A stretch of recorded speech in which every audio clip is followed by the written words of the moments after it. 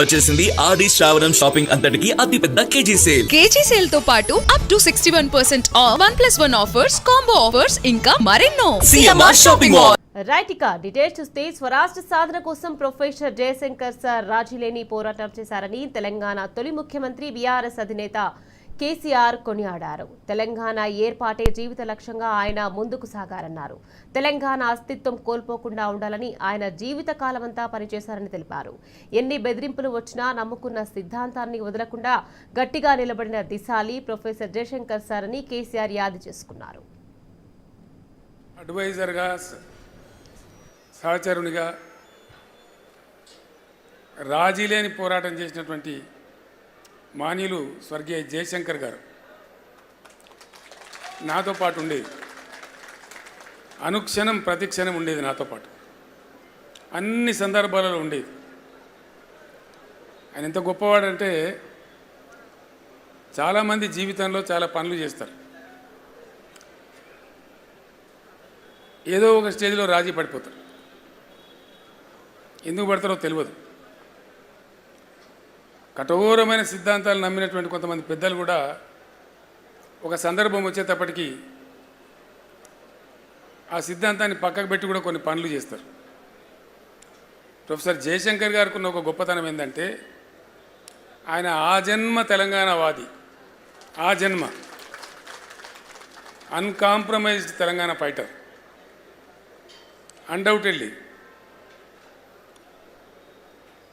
ఎందుకంటే ఒక 14-15 ఏళ్ళు సుదీర్ఘంగా ఆయనతో పాటు నేను కలిసి పనిచేసిన కాబట్టి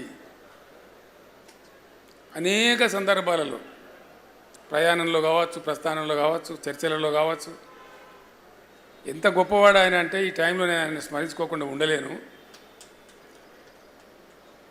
అట్లాంటి మనుషులు అరుదుగా ఉంటారు ప్రపంచంలో. ఎక్కడి నుంచి ప్రారంభమైంది సార్ మీ ప్రస్థానం అంటే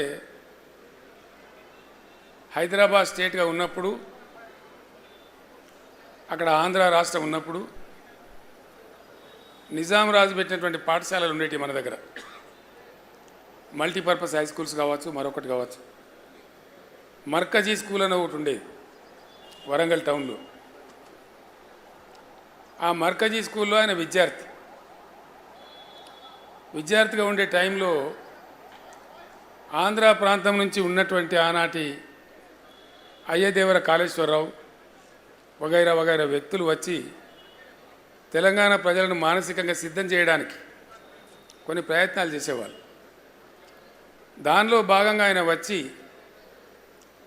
మీ తెలంగాణ భాష మొత్తం చెడిపోయింది, కులిపోయింది, మీ తెలంగాణ భాషలో బాగా ఉర్దూ ఉంటుంది, మీది స్వచ్ఛమైన తెలుగు కాదు అని ఒక హేళన చేసినట్టుగా మాట్లాడుతూ మీరు సంస్కరించబడాలి, మిమ్మల్ని సంస్కరించడానికి మేము ఆంధ్ర ప్రాంతం నుంచి వస్తాం అంటే వీళ్ళు లేచి జై తెలంగాణ అని చెప్పి పిడికిలు బిగించి రాళ్ళు విసిరేస్తే మొట్టమొదటి లాఠీ చార్జ్ అక్కడ జరిగింది వరంగల్లో ఆ విద్యార్థుల మీద. అంతకుముందు కూడా ఖమ్మంలో కొంత జరిగింది, కానీ ఇది తెలంగాణ ఏర్పాటు అయిన తర్వాత ఖమ్మంలో జరిగింది. తెలంగాణ ఏర్పడక ముందు హైదరాబాద్ స్టేట్గా ఉన్నప్పుడు జరిగిన సంఘటన ఇది. అక్కడి నుంచి ఆయన ఏ రోజుకైనా సరే తెలంగాణ తన అస్తిత్వాన్ని కోల్పోకూడదు, తెలంగాణ తెలంగాణగానే ఉండాలి అని మనసులో పూర్తిగా బాగా సంకల్పం తీసుకొని ఆయన జీవితకాలం అంతా కూడా పనిచేసాడు. ఎట్లా దోస్తే అట్లా, ఆయనకి ఎంత చేతనైతే అట్లా. ఆనాడు ఉన్నటువంటి ముఖ్యమంత్రి బ్రహ్మానంద రెడ్డి గారు స్వయంగా పిలిచి బెదిరిస్తే కూడా నేను ఊసి చేస్తామంటే చేయండి సార్, మీ చేతిలో అధికారం ఉంది, నేను మాత్రం తెలంగాణ పందా వీడే ప్రశ్నే లేదు అని చెప్పి నిలబడ్డ దీశాలు. అట్లా ఇంక అనేక సందర్భాలు, అనేక బెదిరింపులు, అనేక ఇది. ఒక తీయటి అనుభవం ఏంటంటే వారు ఎంత అన్కాంప్రమైజ్డ్, ఎంత రాజీ లేని పోరాట పందా ఉన్న వ్యక్తి అంటే సరే జరిగింది, జరుగుతూ వచ్చింది, చరిత్ర అంతా జరిగింది, విలీనమైంది. విలీనం టైంలో సిటీ కాలేజ్ దగ్గర 7 విద్యార్థులను చంపేసినారు కాల్పులలో. అవన్నిటికీ సాక్షి ఆయన. తదనంతరం తెలంగాణ ఉద్యమం కోసం కూడా పరితపించిన వ్యక్తి. 69లో ఉద్యమం వచ్చింది, చాలా ఉవ్వెత్తున ఎగిసిపడ్డది.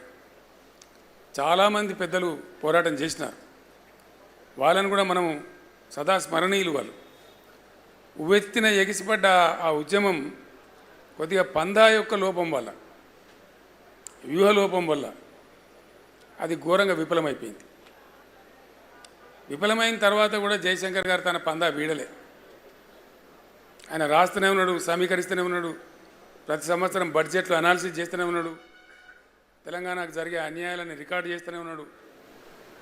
ఆ రోజుల్లో కంప్యూటర్ ఉండేది కాదు, కంప్యూటర్ వచ్చేదాకా, కంప్యూటర్ వచ్చిన తర్వాత కూడా ఆయన రికార్డు చేస్తూనే ఉన్నాడు.